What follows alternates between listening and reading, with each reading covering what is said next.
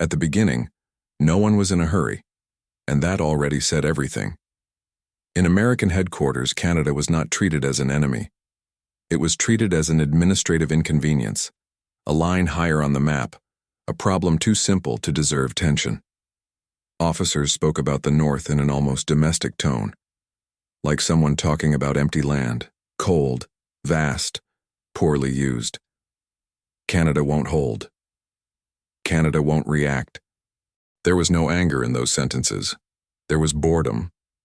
The kind of boredom that comes from believing you already understand everything before anything has even begun. Canada was described as a place too spread out to organize, too many people in the countryside, too many living far from one another, no strong centers, no real command. A large territory, occupied by small people. That was how it sounded. When they spoke about Canadians, the terms were never military. They didn't say soldiers, they said settlers. They didn't say units, they said militias, almost jokingly. They're farmers. People who've never heard a real gunshot. Men who quit when winter tightens. Men who plant. Men who sell. Men who count coins at the end of the day. Men who go home. In the American mind, that defined everything, because in their logic, anyone with a family breaks under pressure. And there was something even more dangerous beneath that. They didn't think Canadians were weak. They thought they were nothing, not an enemy to be defeated, a space to be occupied. War there felt more like logistics than confrontation. When the border was crossed, nothing exploded. No immediate reaction, no wall of fire, no cinematic resistance. The roads were open, the fields silent, the houses closed, and that was interpreted in the worst possible way, as confirmation. See? That's it. They don't have the stomach for it. The maps stayed clean. The lines advanced almost effortlessly. And every kilometer gained without a fight fed the same illusion. This will be over fast. The mistake was not advancing. The mistake was confusing silence with surrender. Because while officers marked progress with pencil on paper, something completely different was happening beyond the reach of the maps, and no one noticed. Because no one was looking at those who didn't look like a threat. Before the war, before all of this, there were men waking up early, not out of military duty, out of necessity. One of them was a farmer in Ontario. His hands no longer opened fully when the cold set in. The cracked skin didn't come from training. It came from years pulling plows, cutting wood, lifting heavy things with no one watching. That kind of man. Another locked the door of a small shop at the same time every day. Not because anyone told him to, because that's how the town worked. He knew every customer by name. When he closed, he walked home with the same steady pace. Nothing about him looked like someone ready to kill another man. And no one thought he ever would. There was the fence man, the one who spent his days fixing what winter broke. He didn't talk much. He never had to. His world was small, concrete, contained within the limits of his land. There was also the father who cared for the children while his wife worked at the stove. He wiped their faces, told them to wash their hands, sat at the same spot at the table every day. That man had never held a weapon of war. None of them talked about the army. None of them discussed strategy. None of them dreamed of glory. Because war was something far away, something from thick books, folded newspapers, stories that always happened somewhere else, to other people. In their minds, and especially in American minds, these simple lives did not produce fighters. That was the central mistake. Americans saw these men as scenery, not as variables. It was a comfortable reading, and deeply wrong. Because none of these men woke up thinking about war, but all of them already knew, without realizing it, how to endure pain, how to improvise with little, how to keep going when the body begs to stop. They just didn't know yet that all of this would be used to kill, and then one day it stopped being distant history, stopped being old newspapers, stopped being something from books, and when war knocked on the door, it found men who were not trained to fight, but were ready not to retreat. The moment everything changes. When the first soldiers appeared, no one screamed, no one ran, not because they were brave, but because no one had been told how to react to that. For 1 second too long, everyone stood still, watching uniformed men cross a road that until then only led to the market or the church. There was silence, not the silence of peace, but the silence where the brain tries to decide whether this is really happening, or if it's misunderstanding reality. On the other side of the border, Americans called it an advance, a clean entry. On the maps, it was just a crossed line. In real life, that line cut through homes. The road became a border. The house stopped being shelter. Doors that had never been locked, closed. Windows became observation points. Fences meant to hold cattle became limits. The American soldiers didn't arrive with hatred. They arrived with certainty. The certainty of men entering territory they already considered defeated. The certainty of men who look around and see no threat. They saw men standing still, common faces, work clothes, and that confirmed everything they believed. They won't react. They don't know how. They don't want to. That was the moment the question changed. It was no longer, what is happening? It became something colder, more adult. How far is this going to go in? That's when fear appeared. Not as panic, not as screams, not as flight. It appeared as calculation.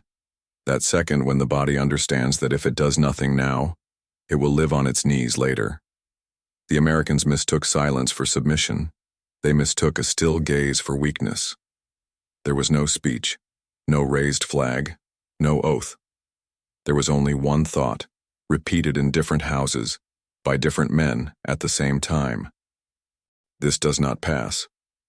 And when that kind of decision is made, it no longer matters who came with an army, or who underestimated whom. Only one thing matters. When ordinary men decide to stop yielding, they don't warn, they act. The transformation. They did not become soldiers overnight.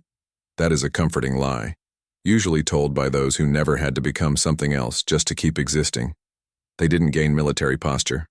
They didn't learn to march. They weren't given speeches. What they gained was urgency. On the other side, Americans kept calling it improvised resistance. Armed peasants, undisciplined people, no command. Different words for the same idea, irrelevant. In reports, these men were absolutely nothing, and that made them easy to ignore. But these men knew the land in ways no map could teach. They knew where sound died, where a man could disappear without a trace. That didn't come from training. It came from living there their entire lives. They learned by watching. They learned by failing. Each mistake was costly, and no report was written about it. If one of them fell, the lesson didn't come in a classroom. It came in silence. And the next day, someone didn't make the same mistake. There was no clear hierarchy, no rank. But there was one simple rule, understood without words. Who knows more? Guides. Who endures more? Stays. Who hesitates? Learns fast. From the outside, it looked like chaos. On the inside, it worked. Americans confused informality with disorder. They confused silence with fear. They confused adaptation with luck. They didn't realize these men weren't trying to win a war. They were trying to stop it from rolling over their lives. And that changes everything. Fear didn't disappear. It just stopped screaming. It became focus. That constant attention that allows no distraction. The ability to wait longer than the other man. To not move when the body begs to flee. Anger didn't explode either. It compressed. It became silence. A hard stare. A decision not to warn. The second that decides everything. It was in a field covered in dirty snow. Trampled snow mixed with earth, marked by footsteps that should not have been there. That an American platoon advanced too far. In the reports, the area was clear. Little resistance. No organized force. The same conclusion as always. Nothing to worry about. They walked without urgency, weapons too low, eyes too relaxed. Because in their minds that wasn't a defensive line. It was a road. There was no frontal attack. No shout. No command. Just a dry sound. Short. Isolated. The kind of sound the brain needs half a second to recognize as wrong. Then another. And then nothing. The silence that followed wasn't empty. It was heavy. The kind of silence that doesn't ask what happened. It already knows. No return fire. No attempt to push forward. Because in that moment, the platoon understood something it had never considered. The enemy wasn't in front. He was all around. There was no victory celebrated, because the men who fired weren't there to win. They were there to stop something. On the other side of the invisible line, one man simply took a deep breath. A man who weeks earlier was just another small name in a small village. He lowered his weapon slowly, felt the cold return to his fingers, felt his heart beat too fast for a few seconds. And then he thought of the house he had left behind, and he moved on.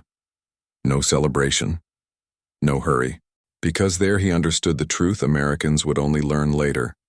When ordinary men are pushed to the limit, they don't fight for glory.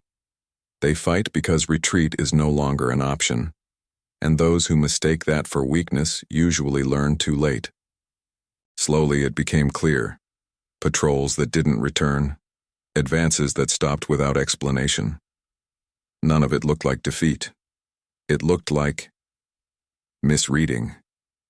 At first, officers still insisted. They never used the word fighters.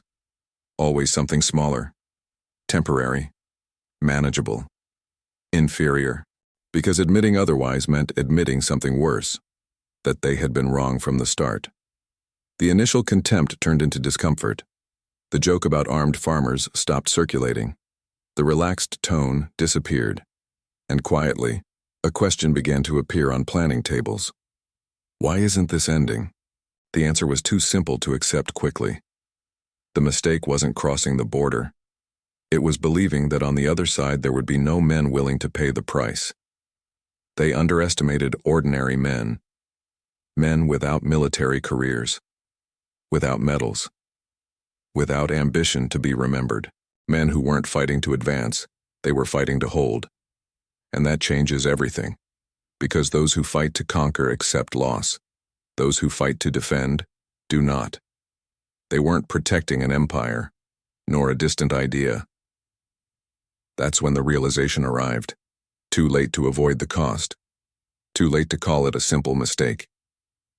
They weren't facing an improvised army. They were facing something worse. Absolute necessity.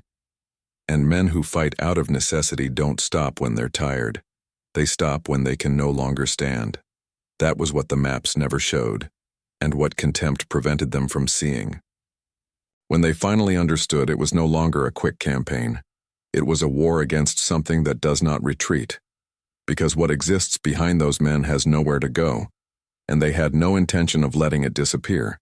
This story was never about flags waving in the wind or fiery speeches in distant halls. It was about arrogance, about the quiet conviction that some peoples were born to rule, and others naturally to yield. The United States did not cross the border expecting real resistance. They crossed it with contempt, with the certainty that there were no real soldiers there, only settlers, farmers, lumbermen, men who, in their view, would drop everything at the first crack of gunfire. Men who would be pushed aside like snow beneath trained boots. The mistake was born in that thought, because when someone looks to the other side and thinks they won't react, they stop seeing something essential. They don't see what exists behind those people, the simple houses, the families, the frozen land that even harsh was theirs, what could not be retreated from, negotiated, or abandoned. When the realization came, it was already too late. There were no Canadian speeches, no grand threats, no heroic promises. There were ordinary men in silence assuming a role they never wanted, but could not escape. They didn't fight to prove anything to the world. They fought because retreat meant losing everything. And when ordinary men defend all that they have, they stop being predictable. They stop being weak. They stop being what they were called. Canada did not respond with elegant words or displays of power. It responded with presence, with resistance, with men who did not ask permission to become dangerous. And that is when contempt demanded its price. Because history always punishes those who mistake silence for weakness and underestimate what happens when ordinary people are pushed beyond their limit. This time, that was enough.